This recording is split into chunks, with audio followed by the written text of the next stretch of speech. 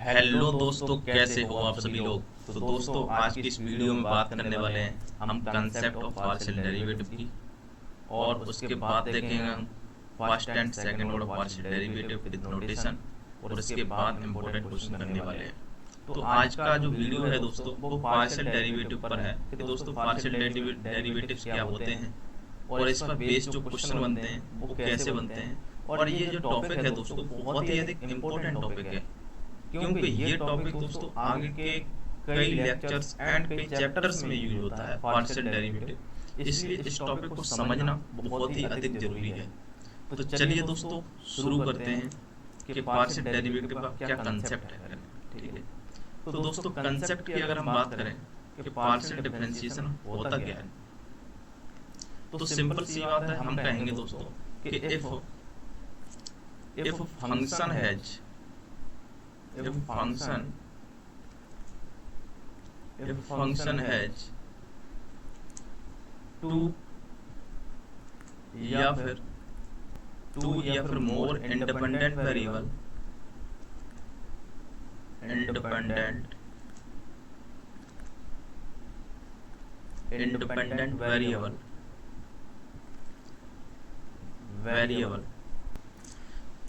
then it can be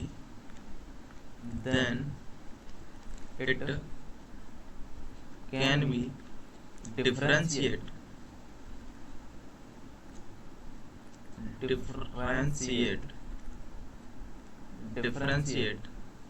partially with respect to, किसके respect में कर सकते हैं दोस्तों, with respect to one independent variable, one independent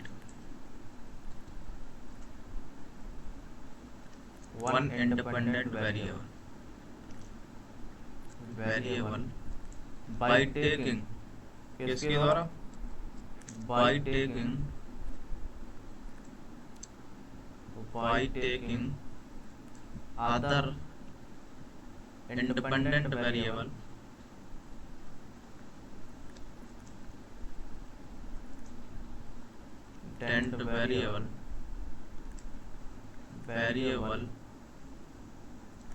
constant।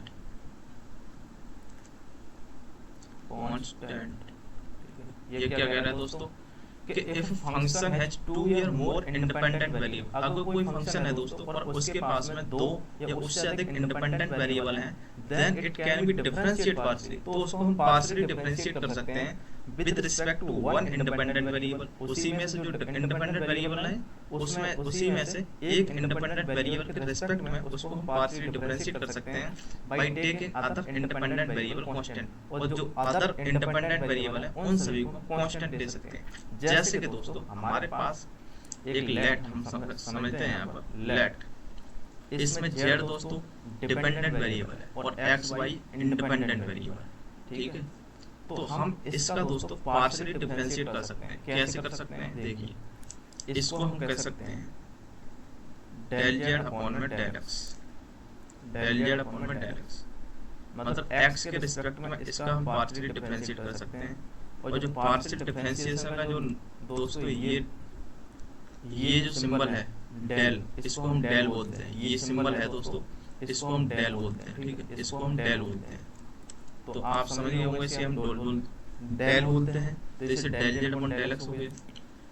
इसको हम इस तरीके से भी लिख सकते हैं कि जेड का एक्स के रिस्पेक्ट में पार्शियल डिफरेंशिएशन।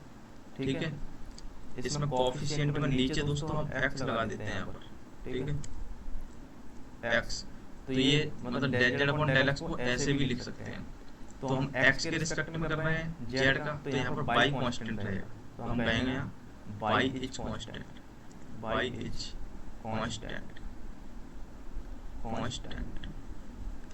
ठीक है। तो यहाँ पर दोस्तों बाई क्या है, कांस्टेंट की तरह काम कर रहा है। जब बाई के रिस्पेक्ट में करेंगे तो इसको हम जेड और बाई भी लिख सकते हैं। तो यहाँ दोस्तों एक्स कांस्टेंट रहेगा, एक्स इज कांस्टेंट,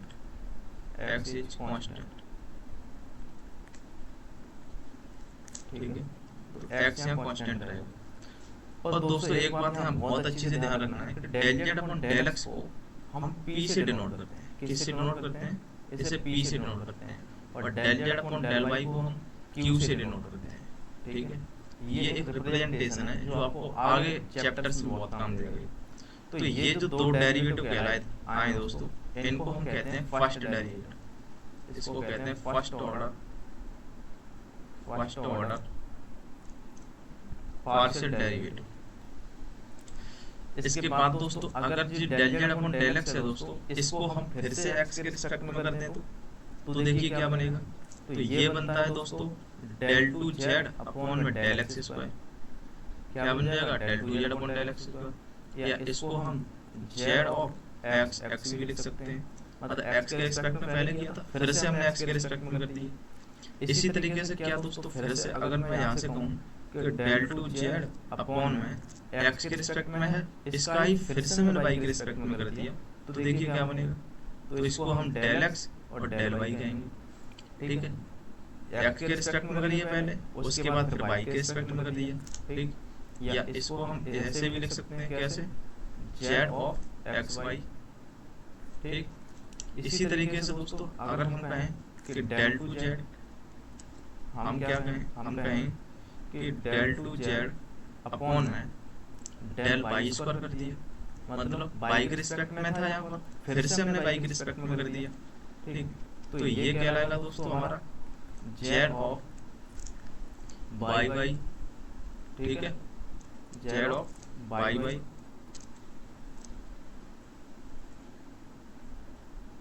क्लियर? तो दोस्तों इसको जो नोटेशन देते हैं हम, इसको जो नोटेशन है वो है आर। इसको आर से नोटेशन करते हैं। और इसका जो नोटेशन है दोस्तों वो है एस। ठीक है, स्मॉल एस से इसे लिखते हैं, स्मॉल एस से। ठीक है, और इसका जो नोटेशन है दोस्तों, इसका है नोटेशन स्मॉल टी, इसे टी से डिनोट करते हैं। तो दोस्तों ये जो आए तीन नीचे के, इन तीनों को दोस्तों हम कहते हैं सेकंड ऑर्डर पार्शियल डेरिवेटिव। इन तीनों को क्या कहते हैं? इनको कहते हैं हम सेकंड ऑर्डर पार्शियल डेरिवेटिव। ठीक है, इनको ये कहते हैं। दोस्तों आपने समझा कि ये फर्स्ट ऑर्डर डेरिवेटिव है। ठीक है, किसी एक के रिस्पेक्ट में करते हैं और उसी का फिर से कर देते हैं, तो ये सेकंड ऑर्डर डेरिवेटिव कहलाता है। बस इतना ध्यान रखना है यहाँ पर भी। अब क्वेश्चन दोस्तों इसके बहुत ही इजी है। दोस्तों हम इस पर एक सिंपल सा एग्जांपल करते हैं तो आपको बहुत अच्छे से समझ आएगा। तो हमारे पास एक एग्जांपल है कि f of x, y is equal to 2x cube plus 5y minus का y cube x। Find out the first second order partial derivative. मतलब फर्स्ट के और सेकंड ऑर्डर पार्शियल डेरिवेटिव वो सभी फाइंड आउट करना है। मतलब ये फाइंड आउट करना है, फर्स्ट ऑर्डर ये वाले और सेकंड ऑर्डर ये वाले, ये सभी को फाइंड आउट करना है। ठीक है, तो चलिए दोस्तों फाइंड आउट करते हैं। फंक्शन ये दिया है तो हम क्या करेंगे, पहले फर्स्ट ऑर्डर डेरिवेटिव निकालेंगे। तो x के रिस्पेक्ट में करते हैं इसको, तो डेल f अपॉन में डेल x करते हैं। x के रिस्पेक्ट में फंक्शन f का पार्शियल डेरिवेटिव इसका। जब x के रिस्पेक्ट में कर रहे हैं दोस्तों, तो यहाँ पर y जो है एक कांस्टेंट की तरह कार्य करेगा, तो y कांस्टेंट रहेगा। तो 2x की वो दोस्तों हो जाएगा 6x स्क्वायर। ठीक है, 6x स्क्वायर प्लस का 5y का दोस्तों 0 हो जाएगा, क्योंकि यहाँ y कांस्टेंट की तरह कार्य करेगा। माइनस y को दोस्तों एक कांस्टेंट है और x का दोस्तों 1 हो जाएगा यहाँ पर। ठीक है, तो ये फाइनली क्या निकला दोस्तों? फाइनली निकला ये 6x स्क्वायर। ठीक है, ये निकला हमारे पास। अगर हम दोस्तों बात करें डेल f अपॉन में डेल y की, ठीक है, तो डेल f अपॉन में डेल y के रिस्पेक्ट में करते हैं, फर्स्ट ऑर्डर डेल y। तो y के रिस्पेक्ट में करेंगे तो x कांस्टेंट की तरह ट्रीट होगा। तो x कांस्टेंट की तरह ट्रीट होगा तो दोस्तों इसका करना है, तो यहाँ पर देखिए x कांस्टेंट की तरह ट्रीट होगा, तो ये पूरा टर्म कांस्टेंट है, पूरा टर्म कांस्टेंट है, तो ये 0 हो जाएगा इसका। प्लस में y के रिस्पेक्ट में कर रहे हैं तो y का दोस्तों यहाँ 1 हो जाएगा, 5 बचेगा, केवल 5 कांस्टेंट है। माइनस y के रिस्पेक्ट में है तो यहाँ 3y स्क्वायर बचेगा, 3y स्क्वायर। और x कांस्टेंट की तरह है तो x कांस्टेंट ऐसा ही रहेगा। तो फाइनली क्या आंसर मिला हमें दोस्तों? ये मिला 5 minus 3xy square, 3xy square. ठीक है, ये मिला। अगर हम दोस्तों del f upon del x इसका फिर से x के रिस्पेक्ट में कर देते हैं, देखिए इसको हम कहते हैं पी दोस्त, ठीक है, इसको हम कहते हैं पी, इसको कहते हैं क्यू। अब हमें निकालना है आर। तो आर का मतलब ये है कि डेल टू एफ निकालना पड़ेगा तुम्हें, del two f upon del x square, मतलब एक्स के रिस्पेक्ट में फिर से करना पड़ेगा। तो एक्स के रिस्पेक्ट में तो ये है, इसका फिर से एक्स के रिस्पेक्ट में ही होगा, तो 6x² का क्या मिला है दोस्तों, तो ये हो जाएगा 6 दूनी 12, 12x, ठीक है। और बाई को दोस्तों कांस्टेंट है, तो कांस्टेंट का 0 हो जाएगा, तो सिंपल ये आंसर मिलेगा। इसके बाद एस निकालते हैं, एस क्या होता है, वो होता है दोस्तों डेल टू एफ अपॉन में del x del y, del x और डेल वाई। तो दोस्तों यहाँ पर आप या तो x का है del f upon del x है, इसका y के रिस्पेक्ट में फिर से कर दीजिए, या फिर इसका del f upon del y है, इसका x के रिस्पेक्ट में कर दीजिए, तो सेम ही आंसर आने वाला है। यहाँ पर आपको एक स्टार पॉइंट बता देता हूँ, स्टार पॉइंट ये है कि डेल टू एफ अपॉन में del x del y, del x del y is equal to del two f upon में डेल वाई डेल एक्स, ठीक है। यहाँ मतलब ये है पहले बाई के रिस्पेक्ट में हुआ दोस्तों, उसके बाद हमने एक्स के रिस्पेक्ट में किया। यहाँ पर दोस्तों क्या किया, यहाँ पर एक्स के रिस्पेक्ट में पहले किया, उसके बाद बाई के रिस्पेक्ट में किया। कैसे भी कर लीजिए आप, आंसर सेम ही आने वाला है। तो इस स्टार पॉइंट को आप ध्यान रखें, ठीक है। तो इसी का यूज हम यहाँ कर रहे हैं कि अगर पहले बाई के रिस्पेक्ट में उसका हम एक्स के रिस्पेक्ट में फिर से करते हैं, तो भी हमें फाइनल आंसर 1 मिल जाएगा। देखिए बाई के रिस्पेक्ट में ये है, इसका हम एक्स के रिस्पेक्ट में कर देते हैं। जब एक्स के रिस्पेक्ट में करेंगे देखिए 5 का 0 हो जाएगा माइनस, और एक्स का 1 हो जाएगा दोस्तों। जब एक्स के रिस्पेक्ट में कर रहे हैं तो यहाँ से बचेगा 3y², क्या बचेगा, माइनस का 3y², ठीक है। और यहाँ ऊपर से भी आप करोगे तो यहाँ से भी माइनस का 3y² बचेगा एक्स के रिस्पेक्ट में, ठीक है। तो पी क्यू आर एस आ गया। इसके बाद एक और टी बचा है दोस्तों, तो टी क्या होता है, डेल टू एफ अपॉन में डेल y², मतलब जो y के रिस्पेक्ट में किया है ना ये वाला, इसका फिर से y के रिस्पेक्ट में करेंगे हम। तो देखिए 5 का 0 माइनस 3x दोस्तों कांस्टेंट, और y का हो जाएगा 2y, ठीक है। तो फाइनली दोस्तों ये क्या मिलेगा, 3 दूनी 6 माइनस का 6xy, ठीक है। तो ये दोस्तों फाइनल आंसर हो गया हमारा इसमें। तो आपने पार्शियल डेरिवेटिव समझा दोस्तों इसमें कैसे होता है। इसके बाद दोस्तों हम कुछ इम्पोर्टेंट क्वेश्चन की तरफ जाते हैं कि आपके एग्जाम में जो क्वेश्चन बनेंगे वो किस तरह के बन सकते हैं, ठीक है। तो इसके बाद दोस्तों हम नेक्स्ट क्वेश्चन की बात करते हैं। तो हमारे पास नेक्स्ट क्वेश्चन है कि if u is equal to e की power x by z, prove that del upon में del x del y del z is equal to 1 plus 3x by z plus का x² बाई by z² और into में e की power x by z, ठीक है। ऐसा करना, ये इसको हमें दोस्तों प्रूव करना है। तो देखिए हमारे पास सॉल्यूशन क्या होगा इसका। तो सॉल्यूशन की बात करें दोस्तों, तो u इज इक्वल टू ये दिया है हमारे पास, u is equal to e की पावर में x y और z, ठीक है। इसका दोस्तों अगर हम एक बार पार्शियल डेरिवेटिव करें विद रिस्पेक्ट टू x, तो देखिए क्या बनता है, तो डेल यू अपॉन में डेल x हो जाएगा, del u upon del x, x के रिस्पेक्ट में कर रहा है तो y z कांस्टेंट रहेगा।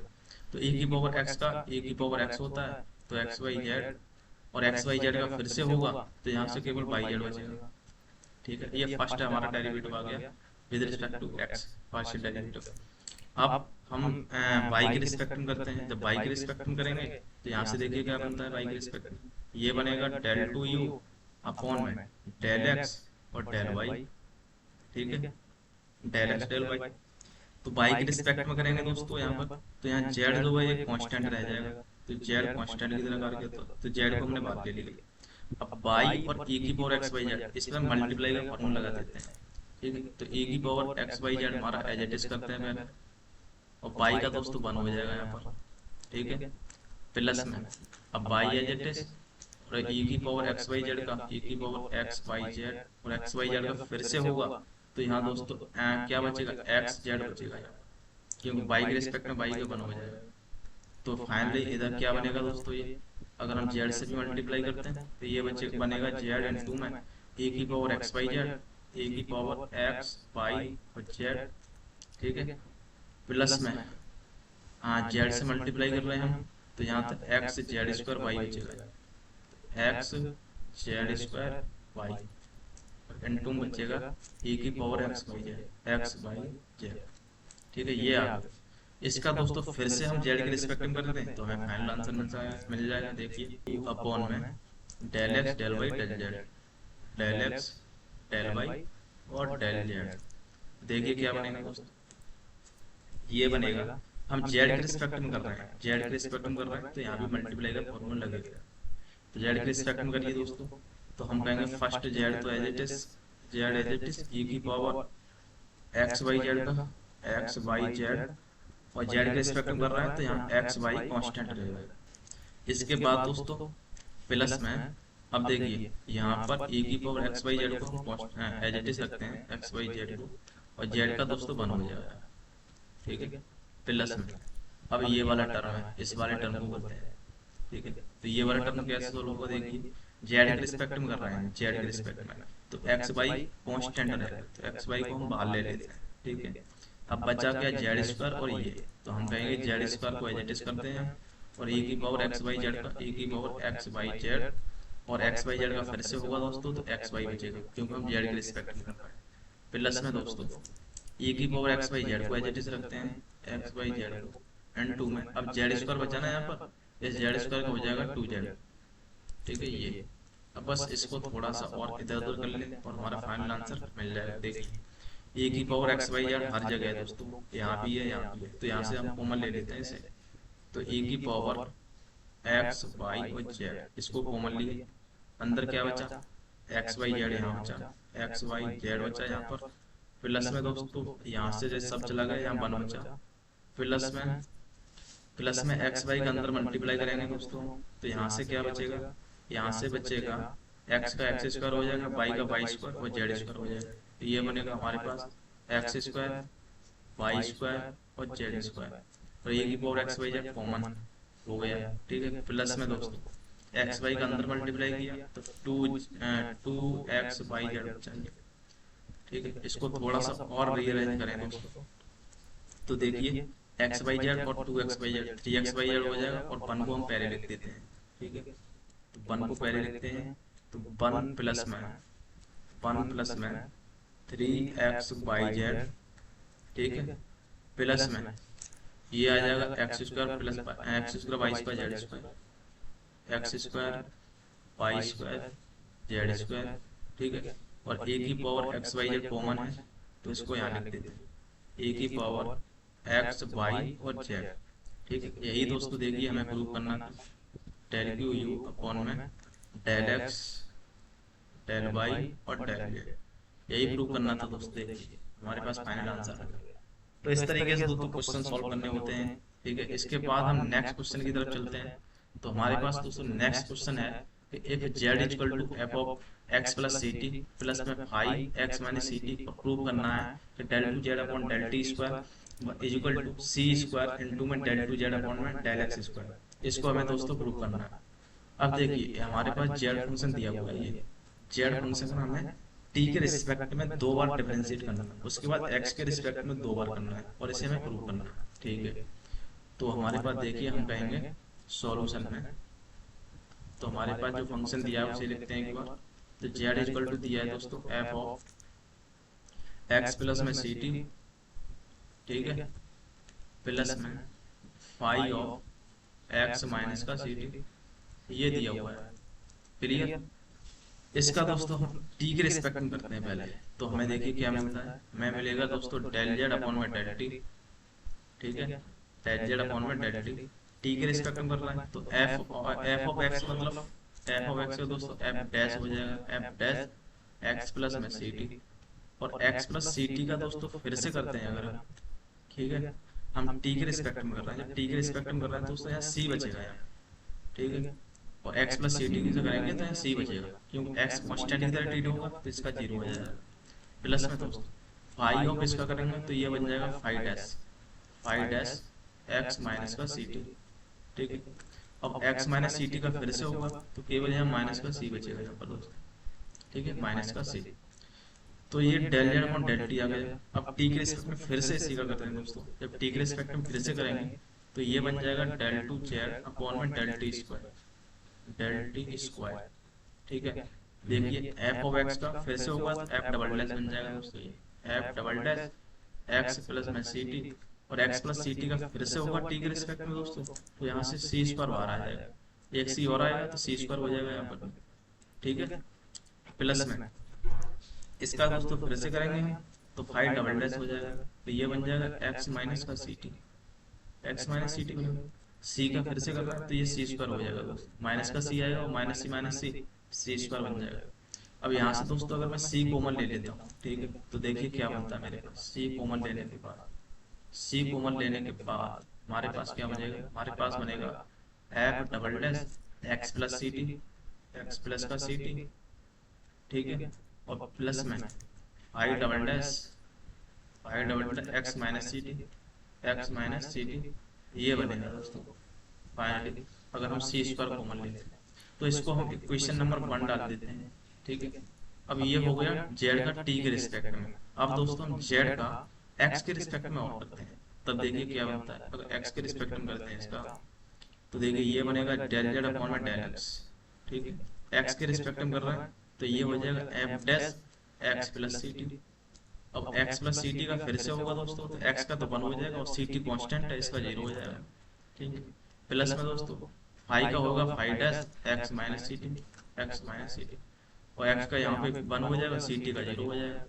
इसका फिर से करते हैं दोस्तों, तो ये बन जाएगा del two Z upon del x square, ठीक है। x के रिस्पेक्ट में कर रहा है फिर से, तो ये फिर से हो जाएगा F double dash F dash का और x प्लस का सी टी, ठीक है।